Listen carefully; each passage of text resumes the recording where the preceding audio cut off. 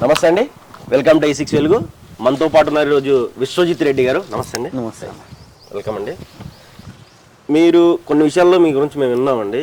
అసలు మీకు బయోగ్రఫీ ఉంది, మీరు అసలు ఎక్కడ పుట్టి పెరిగింది, అక్కడ మీరు ఏంటి అసలు? పుట్టి పెరిగిందంతా కూడా మణికొండ అన్న. ఓకే. బ్యాక్ డ్రాప్ అంటే ఒక మిడిల్ క్లాస్ ఫ్యామిలీ నుంచి వచ్చిన వాళ్ళం.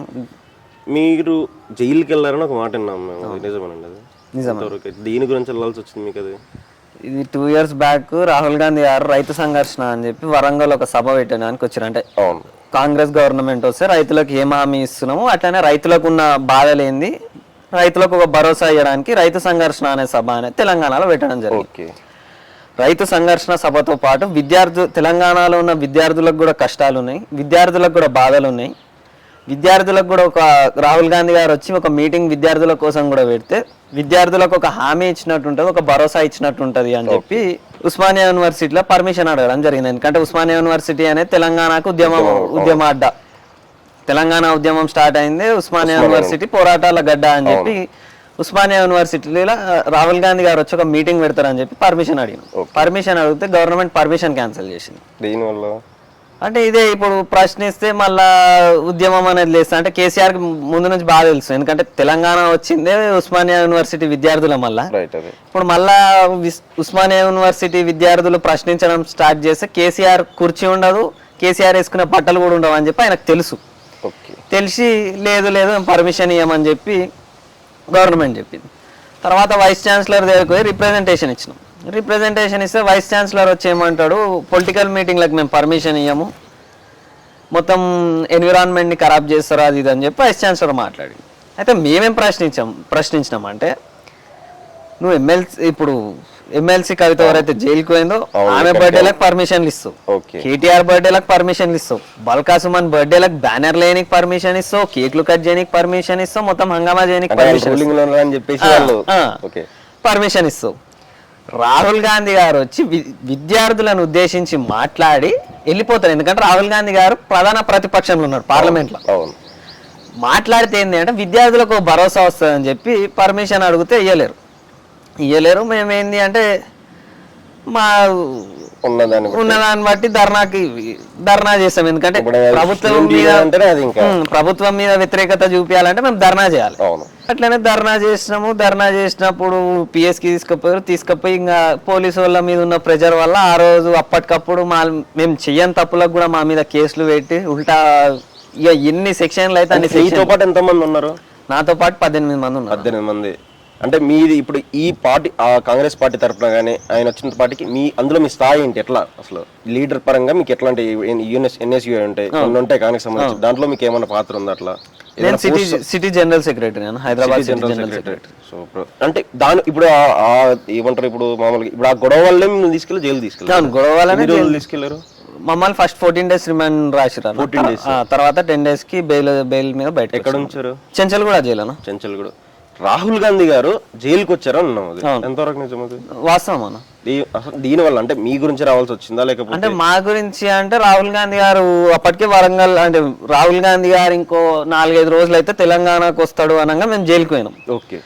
రాహుల్ గాంధీ గారు వచ్చినప్పుడు రాహుల్ గాంధీ గారికి తెలిసిందంటే ఇట్లా ఎన్ఎస్ఏ పిల్లలు ఇట్లా దీని గురించి అంటే ఉస్మానియా యూనివర్సిటీ మీటింగ్ గురించి పర్మిషన్ అడిగి జైలుకి పోయారు అని చెప్పి తెలిస్తే రాహుల్ గాంధీ గారు అప్పుడున్న పిసిసి అధ్యక్షులు రేవంత్ రెడ్డి గారితో కోఆర్డినేట్ చేసి నేను పిల్లలతో మాట్లాడొస్తా అని చెప్పి రాహుల్ గాంధీ గారే చెప్పి జైలుకి రావడం జరిగింది. వచ్చిన తర్వాత మీకు అంటే ప్రజెంట్ అప్పటి వరకు మీరు ఎప్పుడు డైరెక్ట్ మీరు రాహుల్ గాంధీ చూడలేదు, కలవలేదు, నాకు తెలిసి చూడలేదు. లైవ్ లో మీకు చూసినప్పుడు ఆయన మాట్లాడే విధానం కానీ మీకు ఎట్లా అనిపించింది? అసలు అది ఏం చెప్పాడు మీ దగ్గర? రాహుల్ గాంధీ గారు రాకంటే ముందు వరకు మా అజంప్షన్ వేరుండన్నయ్య, మా ఇంకేముందిలే మా పని. అంటే జైలుకి వచ్చిన తర్వాత బయట పరిస్థితి ఎట్లుంటుందో తెలిసి ఇంట్లో బాధపడతారు. ఇక వాళ్ళు మీ కొడుకు జైలుకి పోయిందంట కదా అదంట కదా అని చెప్పి కించపరిచేటోళ్ళు ఉంటారు. రాహుల్ గాంధీ గారు వచ్చిన తర్వాత ఏంది అంటే మాకు భరోసా ఇచ్చిండు. ఎట్లా ఏం చెప్పాడు మీకు? అసలు రాహుల్ గాంధీ గారు వచ్చే గంట ముందు వరకు కూడా మాకు క్లారిటీ లేదు, రాహుల్ గాంధీ గారు వస్తారు ఇన్ఫర్మేషన్ లేదు. ఎందుకంటే జైల్లో మనకి కమ్యూనికేషన్ ఉండదు కాబట్టి వస్తలేడా అంటే అప్పటికి మనకు న్యూస్ పేపర్ల ప్రకారం అయితే వస్తుండొచ్చు, రాకపోవచ్చు, ఒక్కొక్క రోజు ఒక్కొక్క న్యూస్ వస్తుంది, మాకు తెలియదు. అది ఒక గంట ముందు ఏంది అంటే రాహుల్ గాంధీ గారు సెక్యూరిటీ రీజన్స్ వల్ల మమ్మల్ని చెకింగ్ ఉంటుంది చెక్ చేసి ఇట్లా ఎందుకు చెక్ చేస్తున్నారు అన్న అంటే ఇట్లా రాహుల్ గాంధీ గారు వస్తారు మిమ్మల్ని గెలవడానికంటే ఇక మేము 18 మంది ఉన్నాం. అంతకంటే సంతోషం ఏంటంటే ప్రతి ఒక్క ఎన్ఎస్యూ అని ప్రతి ఒక్క కాంగ్రెస్ పార్టీ కార్యకర్తకు కూడా రాహుల్ గాంధీ గారు కలవడం అంటే ఒక పెద్ద గొప్ప విషయం. రాహుల్ గాంధీ గారు వస్తారు అనగానే చాలా హ్యాపీగా ఉండే మేము.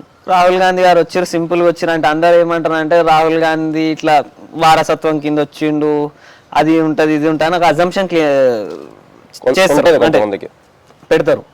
కానీ రాహుల్ గాంధీ గారు మా దగ్గరికి సింపుల్గా వచ్చి కూర్చొని 18 మందితో కూడా ఒక్కొక్కరితో ఒక్కొక్క 5 minutes పర్సనల్గా మాట్లాడి మొత్తం కనుక్కొని కాంగ్రెస్ పార్టీ మీకు అండగా ఉంటుంది, ఏమన్నా నేనున్నా మీకు అని చెప్పి ఒక భరోసా ఇచ్చి పోయిన తర్వాత ఇంకా రాహుల్ గాంధీ మా దగ్గరకు వచ్చిన తర్వాత జైలు ఏముంది, మమ్మల్ని ఇంకా ఇంకో కేసు కాదు ఇంకో 2-3 కేసులు వేసినా మాకు ఏం కాదు అనే అజంప్షన్.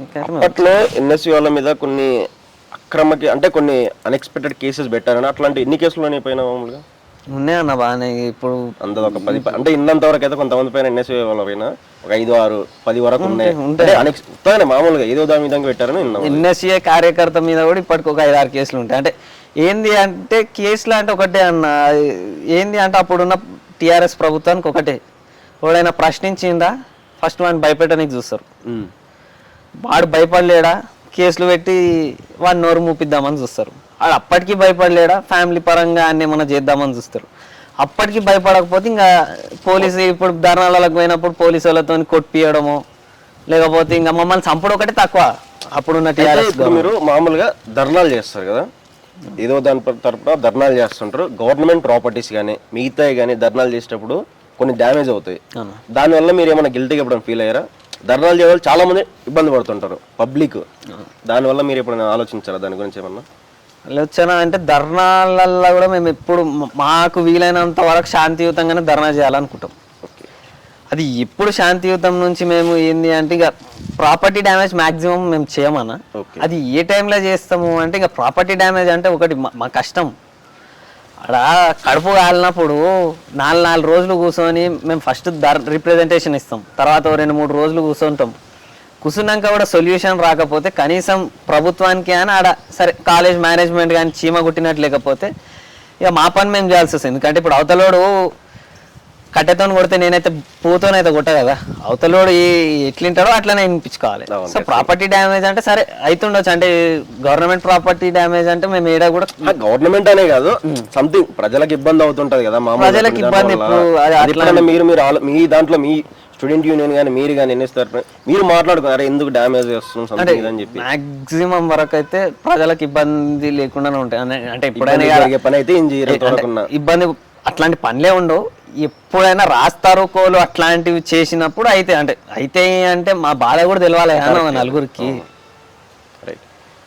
ఇదే విధంగా మీరు ఎన్నేళ్ల క్రితం వచ్చారండి రాజకీయాల్లోకి? మీరు నేను 2019లో వచ్చినాను. 2019 ఈ పోస్ట్ ఎప్పుడు ఇచ్చారు మీకు?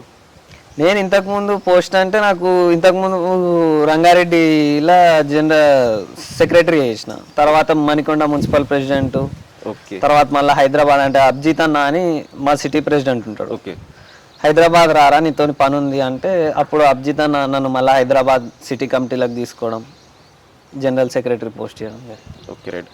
అదేవిధంగా ఇప్పుడు మీరు జైలుకి వెళ్ళి ఇంటికి వచ్చారు కదా, ఇంట్లో వాళ్ళ పరిస్థితి అంతా ఎట్లా, వాళ్ళు ఎట్లా ఫీల్ అయ్యారు? వాళ్ళు జైలుకి వెళ్ళి వచ్చిన తర్వాత రాహుల్ గాంధీ వచ్చి మీ దగ్గర పర్సనల్ కలవడం వల్ల వాళ్ళకి ఎట్లా అనిపించింది? వాళ్ళకి అంటే ఇంట్లో పరిస్థితి అంటే ఏ తల్లికైనా ఏ తండ్రికైనా ఒక కొడుకుని అంటే సరే కొడుకు ఎంత ధర్నాలు చేసినా అంటే అప్పటి వరకు ఇంట్లోకి ఏంది మా అంటే ధర్నాలలో చేస్తాడు, దెబ్బలు తాకించుకుంటాడు అనేది ఒకటి అలవాటు. ఏ తల్లికైనా ఏ తండ్రికైనా ఒక కొడుకు నా సిచ్యువేషన్లో ఊహించుకోలేరు. అంటే జైలు అనేది మనకు తెలుసు, ఒక రోజు అయినా 2 రోజులు అయినా బయట సొసైటీ మనని ఎట్లా చూస్తుందో తెలుసు. దాంట్లో ఇంట్లో ఏంది అంటే నేను చిన్నప్పటి నుంచి కూడా ఎప్పుడు మనమేం అంటే రౌడీజము గుండాయిజము చేసిన వాళ్ళం కాదు. ఎన్ఎస్యూలకు వచ్చినాకనే కేసులు, ఎన్ఎస్యూలకు వచ్చినాకనే జైలు ఇవని.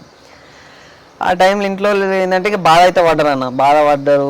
తర్వాత జైలు నుంచి వచ్చినాక ఎందుకురా మనకి, ఎందుకు నీకు ఇవన్నీ, ఎందుకు గమ్మునుండు అని చెప్పి ఒక 2 రోజులు అంటే వాళ్ళు జైలు నుంచి వచ్చినాక ఇక వాళ్ళకి కూడా ఉంటది కదా, బాధ ఉంటది. బాధ ఉంటది. ఆ 2 రోజులు చెప్పిరు, ఆ తర్వాత కూడా జైలు నుంచి వచ్చిన తర్వాత కూడా మళ్ళీ ధర్నాలు చేసిన. అంటే మళ్ళీ పోయిరా? ఒకసారి పోయిరా? ఎన్నిసార్లు పోయారు? జైలు ఒకటేసారి పోయారు మీరు. ఓకే. ఈ జైలు కింద వెళ్ళిన సందర్భంలో రిలేటివ్స్ కూడా కొంచెం ప్రెషర్ ఉంటుంది, అది ఎట్లా అనిపించింది మీకు? ఫ్యామిలీకి ఇది ఉంటుంది ఇంకా ఇప్పుడు మీ పేరెంట్స్కి మీ మదర్ అండ్ ఫాదర్ కంటే ఫ్యామిలీది ఎక్కువ ఉంటుంది, అంటే మిగతా రిలేటివ్స్ ఉంటారు కొంతమంది, వాళ్ళది ఎట్లా ఉంది? వాళ్ళది రిలేటివ్స్ అంటే ఇక మాట్లాడేటోళ్ళు ఎంతైనా మాట్లాడతారు అన్న, సపోర్ట్ చేసేటోళ్ళు అంటే సపోర్ట్ చేస్తారు. ఇప్పుడు నాకు తెలిసిన వరకు ఒక మంచి పని మీద మీరు జైలుకి వెళ్ళారని అనుకుంటున్నాం మేము, ప్రౌడ్ గా ఫీల్ అవుతారు. మీరు ప్రౌడ్ గా ఫీల్ అయ్యారా లేకపోతే గిల్టీగా ఎట్లా ఫీల్ అయ్యారు? నేను ప్రౌడ్ గానే ఫీల్ అయినా. ఖచ్చితంగా గిల్టీగా ఫీల్ అవ్వాల్సిన అవసరం ఏముందన్న నాకు. ఇంట్లో కూడా ప్రౌడ్ గానే ఫీల్ అయ్యారు. ఇంట్లో కూడా ఇయ్యాలకి మా డాడీకి ఎవరైనా వచ్చి మీ కొడుకు ఇట్లా జైలుకి వచ్చిందంటే అవును భయపోయిండు. ఇప్పుడు నేనేం లంగపానో దొంగపానో అయితే చేసుకోలే. విద్యార్థుల తరఫున ప్రశ్నించినందుకు జైలు వేసిరు. ఇది ఈ కాంగ్రెస్ ప్రభుత్వం ఇప్పుడు వచ్చింది మనకి ఒక 3-4 months వస్తుంది. వచ్చిన తర్వాత మీరు అట్లా అప్పుడు కష్టపడ్డారని చెప్పేసి ఇప్పుడు ఏమన్నా మీకు హెల్ప్ఫుల్గా ఏమన్నా హామీ ఇచ్చారా మీకు? హామీ అంటే ఏం లేదన్న. అంటే మనకు కావాల్సింది ఏంటి అంటే పనులు కావాలి మనకి. అవును. ఇప్పుడు నాతోనున్న 4గురికో నాతోనున్న 5గురికో ఒక పని చేసి పెడితే నేను తృప్తిగా ఫీల్ అవుతాను. ఏదైనా చేపించారా? అంటే చేపించుడు అంటే ఇప్పుడు అన్న గవర్నమెంట్ వచ్చింది. అవును. అంటే అయితేనే పనులు అంటే ఫీజు దాంట్లోనో లేకపోతే సీఎం రిలీఫ్ ఫండ్ వీటిలో మటుకైతే చేపించుకుంటున్నాం. అయితే ఇంకొక ప్రశ్న ఏంటంటే ఎమ్మెల్సీ కవిత గారు లిక్కర్ స్కామ్ ఉంది, అది కాంగ్రెస్ ప్రభుత్వము కావాలని చెప్పేసి సెంట్రల్ కానీ ప్రభుత్వం కానీ ఎలక్షన్ బిఫోర్ కావాలని చెప్పేసి చేశారని అంటున్నారు అరెస్ట్. అది ఎంతవరకు మీరు నిజం అంటారు దాన్ని? కాంగ్రెస్ ప్రభుత్వమే కాదు, ఎలక్షన్ బిఫోర్ చెయ్యాలని చెప్పేసి కావాలని చెప్పి మనసులో పెట్టుకొని చేశారని అంటున్నారు, ఎంతవరకు నిజం అంటారు మీరు? అది అంటే ఈ అరెస్ట్ ముందే చేయాల్సింది, కాకపోతే బీజేపీ ఏంటంటే వాళ్ళ రాజకీయ ఆలోచన అంటే ఓట్లు చీల్చనీకి ఈ టైంలో చేసింది. రాజకీయ కుట్రలు అనుకోవచ్చా, లేదా ఆమె చేసిన తప్పుకు ఆమె అంటే ఇప్పుడు ఎట్లుంటుంది అంటనా, సరే రాజకీయ కుట్ర అనుకుందాం. రాజకీయ కుట్ర అయితే ఇప్పుడు ఏంది, సరే రాజకీయ కుట్ర అంట. రాజకీయ కుట్ర అంటే బీజేపీ వాళ్ళు ఏం తిప్పి పెడతారు, లిక్కర్ స్కామ్ మరి అది చేసింది ఆమెను ప్రోత్సహిస్తారు అంటారు. కాబట్టి సరే లేట్ అయిందా 2 రోజులు ముందు అయిందా అని లిక్కర్ స్కామ్ అనేది చేసింది. వాస్తవానికి మనకు ప్రూఫ్లు ఉన్నాయి. వేరే మినిస్టర్లను ఇప్పుడు కవితను ఒకరినే కాదు కానీ అరెస్ట్ చేసింది, కేజ్రీవాల్ గారిని కూడా అరెస్ట్ చేసారు. ఒకవేళ వాళ్ళు నిజంగానే చేయకపోతే పార్టీకి బయటకు వచ్చేటోళ్ళు. వాస్తవం అదే. రైట్. 2019లో మీరు ఎన్ఎస్యూలోకి వచ్చానంటున్నారు. వచ్చినప్పుడు మీకు అసలు అంటే రావాలన్న ఆలోచన మీకు ఎట్లా వచ్చిందండి? అది రావాలన్న ఆలోచన అంటే చిన్నప్పటి నుంచి కూడా అంటే తాత వాళ్ళు రాజకీయంలో ఉండే, అంటే ఇదే కాంగ్రెస్ పార్టీలో సమితి ప్రెసిడెంట్, తర్వాత జెడ్పీటీసీ వేరే వేరే పదవులు చేసారు. చిన్నప్పటి నుంచి ఏంటి అంటే అట్మాస్ఫియర్లో పెరిగినాను. అంటే హైదరాబాద్ ఉన్నప్పుడు అట్మాస్ఫియర్ నాకు ఉండకపోతుండే అని మా ఊరు ఇబ్రహీంపట్నం దగ్గర కుదాష్పల్లి అని చెప్పి ఊరికి పోయినప్పుడు ఏంటి అంటే తాత వాళ్ళ దగ్గర 4 వచ్చుడు, పంచాయతీలు మాట్లాడు, తాత 4 అంటే 4తో మాట్లాడి హెల్ప్ చేసుడు, హాస్పిటల్లో ఏమైనా పని ఉంటే చేసుడు, స్కూళ్ళల్లో ఏమైనా కాలేజీలలో ఏమైనా పని ఉంటే చేసుడు తాత చేస్తుండే. ఊరికి పోయినప్పుడు ఏంటంటే అట్మాస్ఫియర్లు ఉంటాం కాబట్టి మనం కూడా రేపు పొద్దున ఇట్లా అయితే అంటే ఇంట్లో అట్మాస్ఫియర్ అంటే ఇప్పుడు ఇంట్లో అందరూ డాక్టర్లు ఉన్నప్పుడు డాక్టర్ కావాలనుకుంటాడు. అట్లనే నా రాజకీయ అట్మాస్ఫియర్ చూసేసరికి అరే నేను కూడా రాజకీయంలో పొజిషన్లు ఉండాలి అని చెప్పి అనుకొని ఏంది అంటే 2019లో ఎన్ఎస్యూలకు రావడానికి కారణం కూడా ఏంది అంటే ఒక ప్రాబ్లం వచ్చింది అన్న. నేను ఇంటర్ చదివేటప్పుడు ఇట్లా ఒక ఇష్యూ వచ్చింది. ఇష్యూ వచ్చినప్పుడు ఏంది అంటే వాళ్ళకి వీళ్ళకి అందరికి ఫోన్ చేస్తే అప్పుడున్న పరిస్థితిలో వారు రెస్పాండ్ కాలేకపోయారు. కాలేకపోయేసరికి నేను ఏమనుకున్నా అంటే సరే మనకే ఒక ప్రాబ్లం వచ్చినప్పుడు మనమే 10 మందికి ఫోన్ చేస్తున్నాం, మనం రేపొద్దున పొజిషన్లు ఉంటే మనం ఒక 10 మందికి హెల్ప్ చేయవచ్చు కదా అని చెప్పి ఎన్ఎస్యూలో సోయల్ అన్న అని ఉండే అన్నతో కోఆర్డినేట్ అయ్యి వెంకటన్న అధ్యక్షతన జాయిన్ అయినా, బల్మూరు వెంకటన్న అధ్యక్షతన జాయిన్ అయిన తర్వాత నేను జాయిన్ అయినప్పుడు కూడా ఏ పోస్ట్ ఏం ఆశించలే. జాయిన్ అయిన తర్వాత ఏంది అంటే కోవిడ్ టైంలో ఏంది అంటే అప్పుడు ఇంటర్ ఎగ్జామ్స్ మీద డిగ్రీ ఎగ్జామ్స్ మీద వెంకటన్న లైవ్ పెట్టేటోడు. ఆ లైవ్ తర్వాత ఏంది అంటే కొంతమంది స్టూడెంట్స్కి ఏంది అంటే ఒక మెసేజ్ చేయడానికి నేను ఏంటంటే వీడియోస్ పెట్టేటోని. అంటే ఇంటర్ ఎగ్జామ్స్ ఉన్నాయా లేవా, లేకపోతే ఏంది పరిస్థితి అనేది వీడియోలు చేసేటోని. తర్వాత మెల్లగా ఏంటంటే సోయలన్న కానీ వెంకటన్న కానీ ప్రోగ్రాంలు ఏమైనా ఉంటే పిలవడం, ధర్నాలు చేయడం, ఆ తర్వాత మెల్లమెల్ల అప్పటి నుంచి స్టార్ట్ అయింది. 2019లో మీరు ఇందులో జాయిన్ అయ్యేప్పటికీ కాంగ్రెస్ చాలా కిందకు ఉంది. అప్పుడు వస్తుందా రాదా తెలీదు. అసలు ఎట్లా ఈ జంక్షన్స్ మీరు నాకు అంత తక్కువ ఉన్నదాన్ని కూడా మీరు ఎట్లా అసలు మనసు ఎట్లా వచ్చింది వెళ్ళడానికి? అంటే చిన్నప్పటి నుంచి కూడా ఇంట్లో వాళ్ళు కాంగ్రెస్ పార్టీ ఉన్నా లేకపోయినా అదే కాంగ్రెస్ జెండా పట్టుకొని తిరిగిన వాళ్ళు. ఓకే, కాంగ్రెస్ జెండానే నా జెండా అనుకున్నా. అదే కాంగ్రెస్ జెండా నా జెండా అనుకున్నా. అధికారం ఉంటేంది, లేకపోతే అధికారం లేకపోయినా ప్రశ్నించినాం, అధికారం ఉంటే పనులు చేస్తాం మేము. ఇంకోటి ఏంది, నేను పాలిటిక్స్ లోకి వచ్చేటప్పుడు కూడా అంటే ఇవాళకి కూడా నాకేం గవర్నమెంట్ వచ్చిందనో లేకపోతే మన గవర్నమెంట్ ఉంది మన వాళ్ళు ఉన్నారు ఏదో పదవి తెచ్చుకుందాం మన ఆశ ఎప్పుడు లేదన్న. అంటే నా దృష్టిలో పదవి అనేది ఒక 5 సంవత్సరాల పదవి అనేది గాలికి పెట్టిన దీపం. ఓకే, ప్రజలకు నచ్చితే పదవి ఇస్తారు, లేకపోతే లేదు. నాకు అధికారం కంటే ఎక్కువ ఇంపార్టెంట్ ప్రజల ఆదరణ ఇంపార్టెంట్, ప్రజలు ఇంపార్టెంట్. మీరు ఎట్లా అంటే మామూలుగా ఇప్పుడు కేసులు ఉన్నాయి మీ పైన, ఈ గవర్నమెంట్ వచ్చిన తర్వాత కొట్టివేసే ప్రయత్నం ఇట్లా ఏమైనా చేశారా? అంటే రన్ అవుతున్నాయి అవి, లేదా అప్పుడే తీసేశారు దాంట్లో? అంటే ఇంకా రన్ అవుతున్నాయి అన్న, కొన్ని కేసులు రన్ అవుతున్నాయి, కొన్ని కేసులు అంటే పిటి కేసుల మట్టుకు అయితే అయిపోయినాయి. అంటే గవర్నమెంట్ రాకముందుకే పిటి కేసుల మట్టుకు కోట్ల ఫైన్లు కట్టి ఆ మట్టుకు అయిపోయినాయి. కొన్ని కేసులు ఉన్నాయి అవి ఇప్పుడే అన్న గవర్నమెంట్ కూడా వచ్చింది. గవర్నమెంట్ నిన్న మనకి ఒక 6 హామీలు అమలు చెప్పింది, ఒక 6 హామీలు హామీ ఇచ్చింది. ఖచ్చితంగా 6 హామీలు వాళ్ళు ఇచ్చిన టైంలో చేయగలుగుతారని మీరు అనుకుంటున్నారా?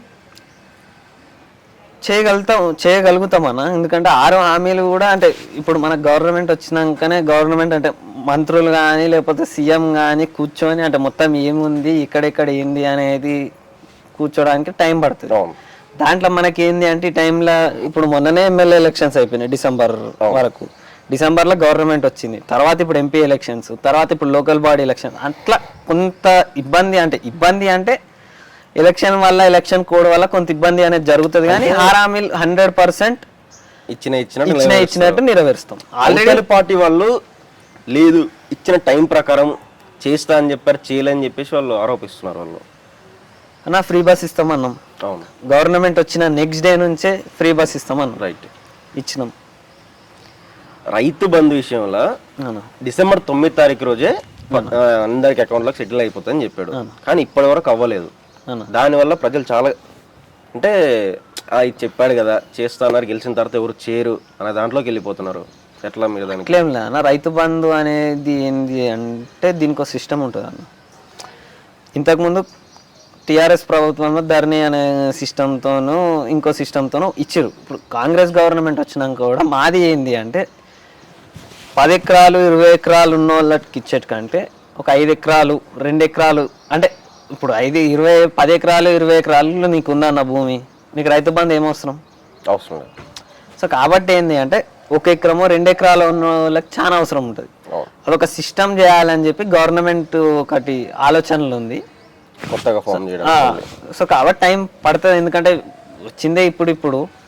సో కాబట్టి అన్ని ఒకటేసారి అంటే టైం అప్పుడు టైం పీరియడ్ చెప్పడం ఎందుకు, ఒక టైం చెప్పడం దేనికని చెప్పేసి జనాలు అంటే అప్పటికి కూడా వేసింది అన్న. అంటే 1 ఎకరము 2 ఎకరాలు ఉన్న వాళ్ళకి పడుతుంది, రైతు బంధు పడతలేదు అని ఏం లేదన్న, దానికి కూడా పడుతుంది. అంటే ఏంది అంటే కొన్ని ఏంటంటే పాస్బుక్ లా అంటే ఇంతకు ముందు గవర్నమెంట్ చేసిన తప్పిదాలు ఇవన్నీ కూడా మళ్ళా సరిదిద్దుకొని ఇప్పుడు మల్లారెడ్డి ఉన్నాడు అన్న, ఫర్ ఎగ్జాంపుల్ నీకు చెప్తున్నా, 200 ఎకరాలకు రైతు బంధు తీసుకుని ఉంటాడు అన్న.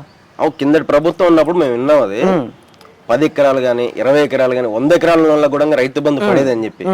ఎంతవరకు నిజం అది? నిజమే అన్న, ఖచ్చితంగా. కొంతమంది పర్లేదు ఏం లేదు మాకు అట్లా, మాకు 15 ఎకరాలకే పడింది, అట్లేం లేదు. ప్రభుత్వం ఇంతకు ముందు ఉన్నోళ్ళుగా మేము అట్లా చేయలేదు, మేము ఇంతవరకు లిమిటెడ్ వరకు ఇచ్చాం. మేము మంత్రులే ఒప్పుకోరు, 50 ఎకరాలు 100 ఎకరాలు ఉన్న మంత్రులే ఒప్పుకోరు మాకు 100 ఎకరాలకు రైతు బంధు పడ్డదని చెప్పి. 100 ఎకరాలకు ఒకేసారి పడ్డదా అన్న?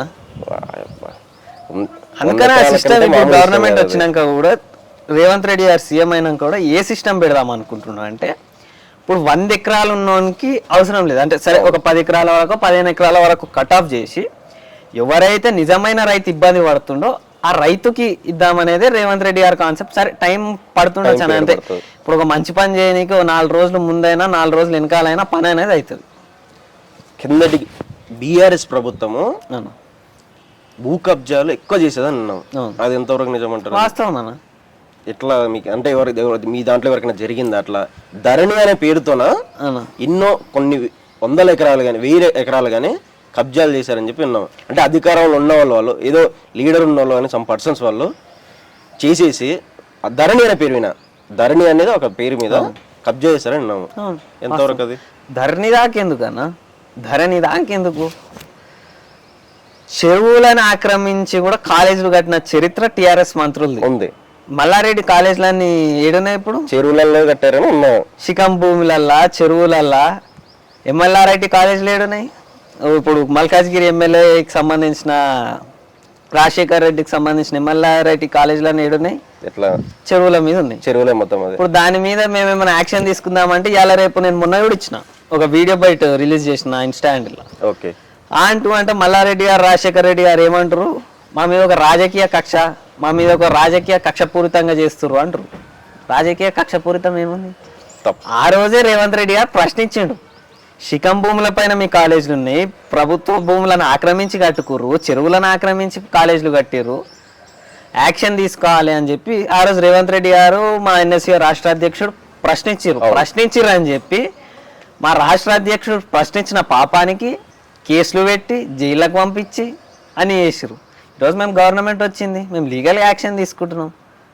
వాళ్ళు ప్రజలకి ఒక ఆన్సర్ చెప్పుకోలేక ఏమనంటే రాజకీయ కక్ష చెప్తున్నారు వాళ్ళు. ఇప్పుడు మీరు ఒక 14 రోజులు రిమాండ్లో ఉన్నారు కదా, మీకు ఆ జైలు జీవితం ఎట్లా అనిపించింది? నరకం అన్న, టార్చర్. అంటే ఏ విధంగా పెట్టేవాళ్ళు? ఏమన్నా కొట్టి తిట్టేవాళ్ళ లేకపోతే ఎట్లా? అంటే జైల్లో నీకు కొట్టి తిట్టనవసరం ఒకటే లేదన్న. ఓకే. ఏంది అంటే జైల్లో మనం జైలుకి పోయేసరికి మన ప్రపంచం ఆ 4 గోడలే. బయట ఏమవుతుందో తెలియదు, బెయిల్ ఎప్పుడు వస్తుందో తెలియదు. ఒక కానిస్టేబుల్ వస్తాడు, హే నీకు అయిపోయింది ఈరోజు బెయిల్ వచ్చేస్తా అంటాడు. మళ్ళా మధ్యాహ్నానికి ఇంకో కానిస్టేబుల్ వస్తాడు, హే మీకు రాదు బెయిల్, నెలదాకా రాదు అంటాడు. మానసికంగా ఏంది అంటే ఒక ఒత్తిడికి లోనవుతాం. మనం కుట్టనవసరమో తిట్టనవసరం లేదు, మానసికంగా మనం ఏంది అంటే ఒత్తిడికి లోనవుతాం. ఇంకోటి ఏంది అంటే ఫుడ్ మనకు పోదు. ఫుడ్ ఎట్లా ఉండేది అక్కడ? ఫుడ్ మామూలుగా బాగుండేదా లేకపోతే? ఫుడ్ తినలేమన్నా, తినలేరు అసలుకి. అంటే మీకు అలవాట్లు అంటే సడన్గా వెళ్ళారుగా అట్లనా, లేక అక్కడ ఉన్న వాళ్ళు కూడా అట్లనా? అంటే 1-2 నెలలు ఉంటే అలవాటు అవుతుందేమో. ఓకే. కాకపోతే మనకి ఏంది అంటే మనం ఇంట్లో టేబుల్ మీదకి అమ్మ తీసుకొచ్చి పెడితే తినేటోళ్ళం. అట్లాంటిది జైల్లో ఎట్లా అంటే పురుగులు వస్తాయి అన్నం తినేటప్పుడు, కూరలలో పురుగులు పడతాయి.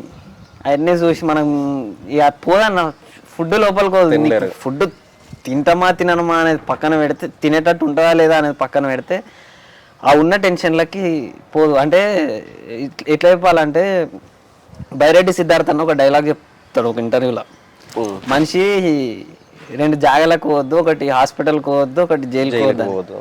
ఈ ఎన్ఎస్సీ వల్ల 2 జాగాలకు పోయినా ఆ 2 జాగాల జీవితాన్ని ఎందుకు చూపించావో చెప్తా. ఎట్లా? హాస్పిటల్ బెడ్ మీద ఉన్నప్పుడు, జైల్లో లోపల ఉన్నప్పుడు, మనం పుట్టినప్పటి నుంచి ఇప్పటిదాకా ఒకటేసారి లైఫ్ అనేది ఇట్లా ఫ్లాష్ అవుతుంది అన్న కళ్ళ ముందు. నీకు లైఫ్ అనేది కనిపిస్తుంది. జైలుకి వెళ్ళినప్పుడు, బెడ్ మీదకి వెళ్ళినప్పుడు ఆ లైఫ్ అంతా ఒకసారి ఫ్లాష్ అవుతుంది. ఆ లైఫ్ అనేది నువ్వు పుట్టినప్పటి నుంచి ఇప్పటి వరకు ఒకసారి నీకు ఇట్లా ఫ్లాష్ అయిందంట. తర్వాత నువ్వు ఒకటి వచ్చి నేను చంపుతుండన్నా కూడా లైట్ తీసుకునేటట్టు తయారవుతుంది. ఇల్లు వచ్చి అంటే అక్కడ చాలా ఇబ్బందులు పెట్టారంటున్నా. అంటే వాళ్ళు ఏమన్నా ఇబ్బందులు పెట్టారా కావాలని చెప్పేసి? అట్లా అవకాశం ఉంది ఏమన్నా? కావాలని చెప్పి లోపల మిమ్మల్ని ఇబ్బంది పెట్టడం, వాళ్ళు వచ్చి వస్తుందని చెప్పడం, మానసికంగా దెబ్బతీయడం అట్లాంటిది ఉండొచ్చు అన్న. అట్లా కూడా ఉండొచ్చు, కావాలని కూడా ఉండొచ్చు. అంటే ఇప్పుడు కానిస్టేబుల్ వచ్చి ఏమంటాడు, మీరు వెళ్ళిపోతారు నాన్న అంటారు. అంటే ఆ కానిస్టేబుల్ కూడా అందరూ ఇట్లనే ఉంటారు అన్న. నేను కొంతమంది ఉంటారు, కొంతమంది ఏంది అంటే ఉంటారు. ఇప్పుడు ఇంకో ఆయన వచ్చి ఏమంటారు, మీకు నెలదాకా బెయిల్ రాదురా అంటారు. ఆ ట్రీట్మెంట్ అంటే జైల్లో మీరు అంటే ఇప్పుడు ఒక పని మీద చేయడం వల్ల, గొడవ వల్ల మీరు లోపలికి వెళ్ళారు. పోలీసు వాళ్ళు కానీ డిపార్ట్మెంట్లో సమ్ పర్సన్స్ ఎవరైనా ఉండని అమౌంట్ ఇవ్వండి మిమ్మల్ని బయటికి తీసుకొస్తాం ఇట్లాంటి ఎవరన్నా అడిగారా మిమ్మల్ని? అట్లాంటి ఏ గవర్నమెంట్లో కానీ ఇట్లా ఎవరు ఏం చేయలేదు. అది బల్మూరి వెంకట్ గారు కూడా ఒకానొక స్థితిలో ఇబ్బందులు పడ్డారు, మీ దాని గురించి ఆలోచన చేసుకుంటాను అన్నారు. ఎంతవరకు నిజం అది? మీరు ఎల్లప్పుడు ఆయన మీరు లోపల కూడా బయట ఎన్నో అంటే వెంకటన్న టెన్షన్ ఏముండే కూడా చెప్తాను. అంటే వెంకటన్నతో పోయిన వాళ్ళం కూడా, అంటే అప్పటికి వెంకటన్నకి ఒక 3 సార్లు పోయి వచ్చిండు. వెంకటన్నతో పోయినప్పుడు 4-5 కొత్తలు ఉండే నా లెక్క. అన్న ఏంది అంటే ఎప్పుడు మమ్మల్ని ఏంది అంటే ఒక కార్యకర్త లెక్క చూడడు అన్న వెంకటన్న కానీ, సోయల్ అన్న కానీ, రంగారెడ్డి జిల్లా అధ్యక్షుడు విష్ణు అన్న కానీ, రితేష్ అన్న కానీ, మళ్ళీ మా సిటీ ప్రెసిడెంట్ అభిజిత్ అన్న కానీ, వీళ్ళు ఎప్పుడు కూడా మమ్మల్ని కార్యకర్త లెక్క చూడరు. అంటే ఏదో కార్యకర్త ఏదో మనకి ఇట్లా పరిచయం అని చూడరు. ఒక సొంత మన ఇంట్లో ఒక అన్ననో, మనకు సొంతం అన్న ఉంటే ఎట్లా చూస్తారో అట్లా ట్రీట్ చేస్తారు. ఇవాళకి నేను ఏదైనా ఇవాళకి నాకు ఏదైనా కష్టం వచ్చినా మా ఫ్యామిలీ కంటే ముందు ఫస్ట్ ఫోన్ పోయేది వెంకటన్నకో, విష్ణు అన్నకో, అభిజిత్ అన్నకో, వీళ్ళకే పోతుంది. ఏ రాత్రి ఫోన్ చేసినా వాళ్ళు రెస్పాండ్ అవుతారు. సో వెంకటన్నకి ఏంది అంటే వీళ్ళు వచ్చిర్రు, వీళ్ళు ఉండగలుగుతారా, ఏమైపోతారు వీళ్ళు అనేది ఒక టెన్షన్ ఉండే. ఇంకోటి ఏంది అంటే వెంకటన్నకి ఈ టెన్షన్తో పాటు ఏంది అంటే రాహుల్ గాంధీ గారి, అంటే వెంకటన్న అనే మనిషి ఎట్లుంటాడో అంటే మీకు తెలియదు కాబట్టి చెప్తున్నాను. ఓకే, మొత్తం కూడా స్టూడెంట్స్ని ఎట్లా రిప్రజెంట్ చేయాలి, ఎన్ఎస్యుఐ జెండాని ఎట్లా రిప్రజెంట్ చేయాలనేది థాట్లు ఉంటుంది. అప్పుడే రాహుల్ గాంధీ గారు రావడము, మేము జైల్లో ఉండడము, అరే నేను రాహుల్ గాంధీ గారికి ఇచ్చే రిప్రజెంటేషన్లు ఇవ్వలేకపోతున్నా అని కూడా అన్న బాధపడడం. ఇప్పుడు ఉన్నామన్నా మనం చూసుకున్నట్టయితే నామినేటెడ్ పోస్ట్ ఇచ్చారు బల్మూరి వెంకట్ గారికి. ఇప్పుడు ఆయన పోస్ట్ని ఎవరికి ఇచ్చే అవకాశం ఉంది? ఇప్పుడు ఉన్న పోస్ట్ కంటే రెగ్యులర్ గా మనకి ఇచ్చినందుకు ఇది చేయాలి, రాజీనామా చేశారు కదా, ఇప్పుడు ఆ పోస్ట్ ఎవరికి ఇచ్చే అవకాశం ఉంటుంది? కాంపిటీషన్ అన్న, అంటే చాలా మంది ఉంటారు.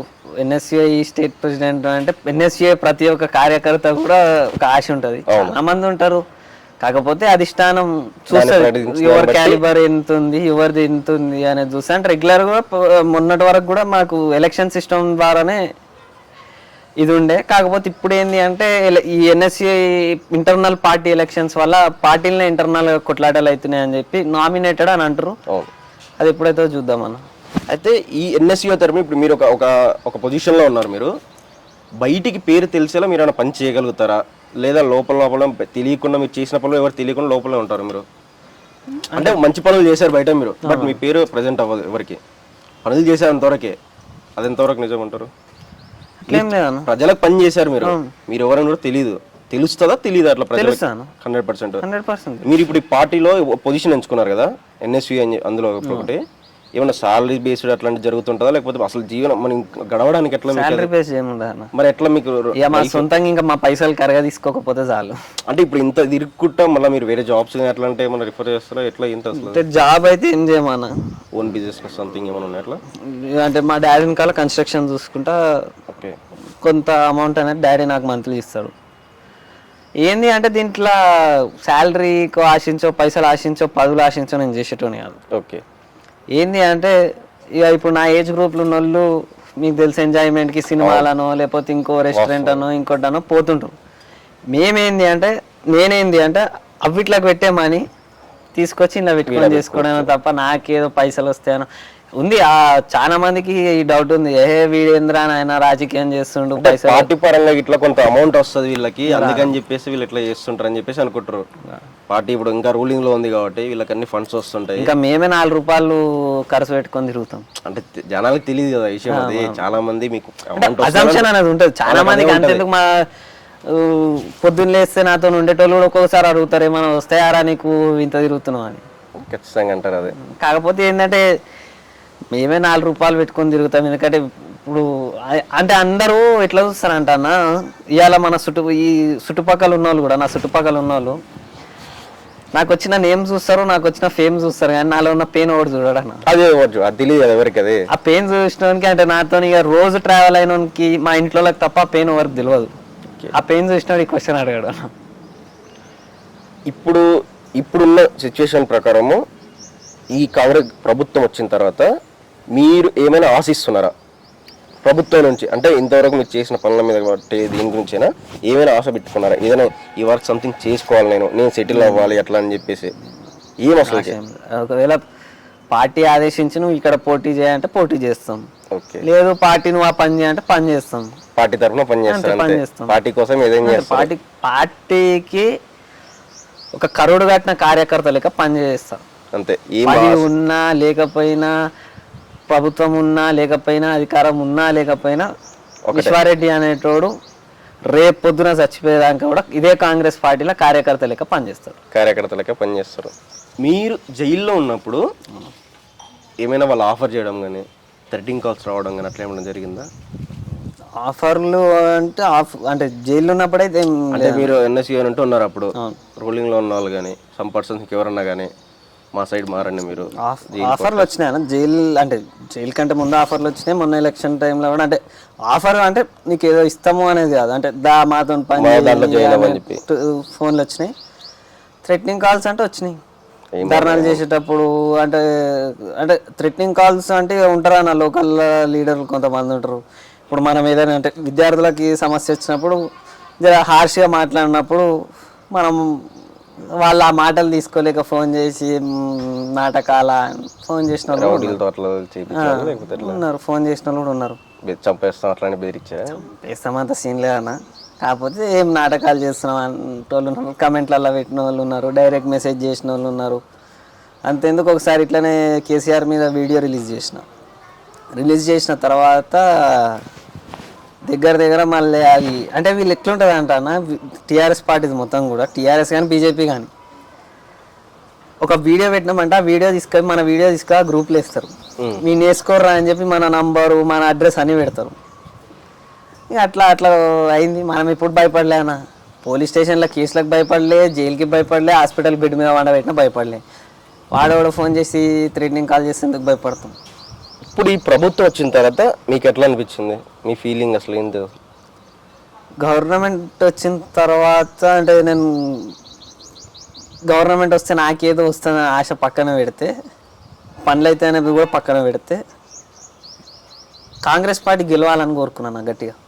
అంటే కాంగ్రెస్ పార్టీ గెలుపు నా గెలుపుగా భావించిన. ఎందుకంటే గడిచిన గవర్నమెంట్ రాకముందు 2019 నుంచి కావచ్చు, అంతకంటే ముందు నుంచి కావచ్చు, ఎక్కడికైనా దావత్లకు పోయినా, ఎక్కడికైనా దోస్తులకు పోయినా ఏముందిరా కాంగ్రెస్ పార్టీ, ఎందుకురా కాంగ్రెస్ పార్టీ అని చెప్పి తీసేసినట్టు మాట్లాడేటోళ్ళు.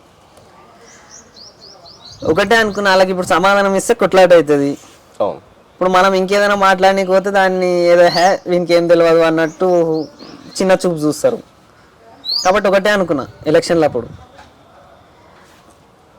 కాంగ్రెస్ కనుక గవర్నమెంట్ ఫామ్ చేస్తే వీళ్ళందరికీ ఆ రోజు నేను సమాధానం చెప్పలే అని, కాంగ్రెస్ పార్టీ గెలుపు సమాధానం అవుతుంది అనుకున్నా.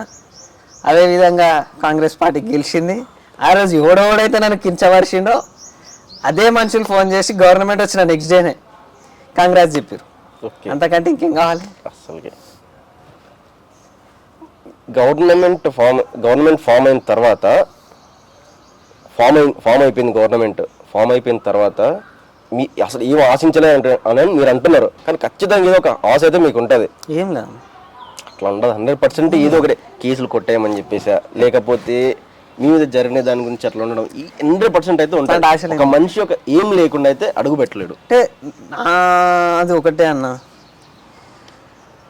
రేపు పొద్దున నేను ఒక పొజిషన్లో, అంటే నా కాన్సెప్ట్, సరే వేరే వాళ్ళు ఎట్లా తీసుకుంటారో అని నాకు తెలియదు, కానీ నా కాన్సెప్ట్ మటుకు రేపు పొద్దున నేను ఒక పదవిలో ఉన్నా లేకపోయినా, ఒక పదవి చేసినా చేయకపోయినా, జనాలల్లో అంటే ప్రజలల్లోకి పోతే హే విశ్వారెడ్డి అన్నట్టు పలానా మా మనిషిరా, మా ఇంట్లో మనిషిరా అనే ఒక పేరు ఉంటే చాలన్న. అంతే తప్ప నేను చెప్పినా అన్న మీకు ఇంతకుముందు, పదవి అనేది గాలికి పెట్టిన దీపం.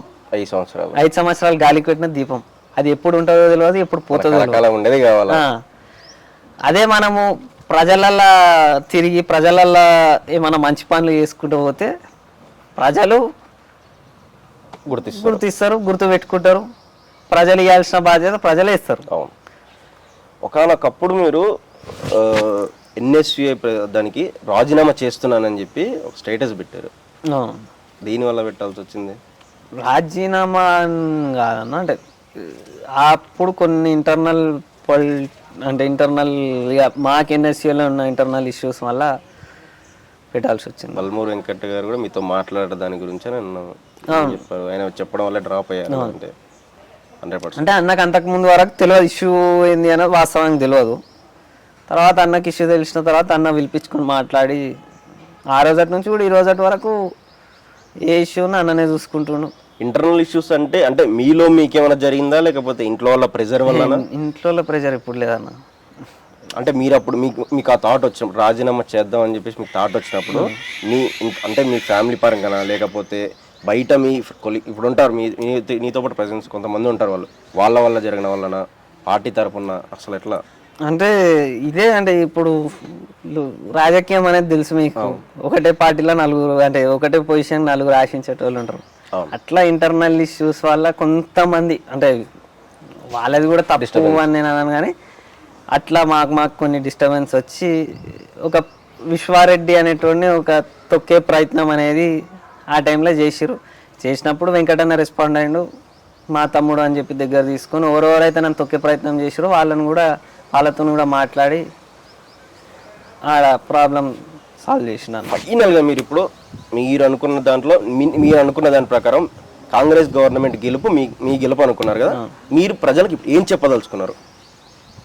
ప్రజలకి చెప్పాల్సింది ఏం లేదన్న, నమ్మిరు కాంగ్రెస్ గవర్నమెంట్ని, నమ్మిరు అలాంటి ఎన్ఎస్యూఐ కార్యకర్తలను నమ్మి ఓట్లేసారు, యూత్ కాంగ్రెస్ కార్యకర్తలను నమ్మి ఓట్లేసారు, స్టూడెంట్ యూనియన్ దాంట్లో ఉన్నారు కాబట్టి లాస్ట్ అండ్ ఫైనల్గా స్టూడెంట్స్కి మీరు ఏం చెప్పదలుచుకున్నారు? స్టూడెంట్స్కి చెప్పేటంత అయితే ఏం లేదన్న, కాకపోతే ఇవాళ రేపు స్టూడెంట్స్ ఎట్లా అయిపోయారు అంటే ఇప్పుడు వస్తున్న జనరేషన్ ఎట్లా అయిపోయింది అంటే ఏదో ఒక కష్టం రాగానే అయిపోయిందిరా మన లైఫ్ అనే టైప్లో అయిపోతారు. అంటే వాళ్ళది కూడా తప్పు కాదు, అంటే ఇవాళ రేపు ఉన్న ఎడ్యుకేషన్ సిస్టము కూడా అట్లా ఉంది. ఒకటే చెప్పాలనుకుంటున్నాను స్టూడెంట్స్కి, లైఫ్లో ఏ కష్టం వచ్చినా లైఫ్లో కష్టాలనే కామన్, కష్టాలు చూసినోనికే సుఖాలు తెలుస్తాయి, సుఖాలు చూసినోనికే కష్టాలు తెలుస్తాయి. కాబట్టి లైఫ్లో ఏ కష్టం వచ్చినా ఏ ఇబ్బంది వచ్చినా అది టెంపరీ. అంటే ఇప్పుడు ఎట్లా అంటే మనం సినిమాకి పోతాం అన్న, ఆ సినిమాలో నీకు ఫైటింగ్లు కామెడీ అంతా ఉంటేనే నీకు సినిమా నచ్చితే సూపర్ హిట్ అవుతుంది. లైఫ్ అనేది కూడా అంతే, ప్రతి హ్యాపీనెస్ ఉంటే నీకు హ్యాపీనెస్ అనే ఫీలింగ్ ఉండదు, కష్టం తెలిస్తే దాని విలువ తెలుస్తుంది అంతే.